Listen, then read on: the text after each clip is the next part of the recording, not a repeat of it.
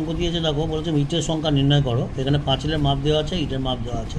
ইটের সংখ্যা কী করে বেরোবে না, পাঁচিলের আয়তনকে একটি ইটের আয়তন দিয়ে ভাগ করব। তাহলে পাঁচিলের আয়তন কত হবে না, দৈর্ঘ্য ইন্টু প্রস্থ ইন্টু উচ্চতা। আর ইটের আয়তনও তাই হবে, দৈর্ঘ্য ইন্টু প্রস্থ ইন্টু উচ্চতা। কিন্তু প্রবলেম হচ্ছে কি, পাঁচিলটা আছে মিটারে আর ইটের মাপ দিয়েছে সেন্টিমিটারে।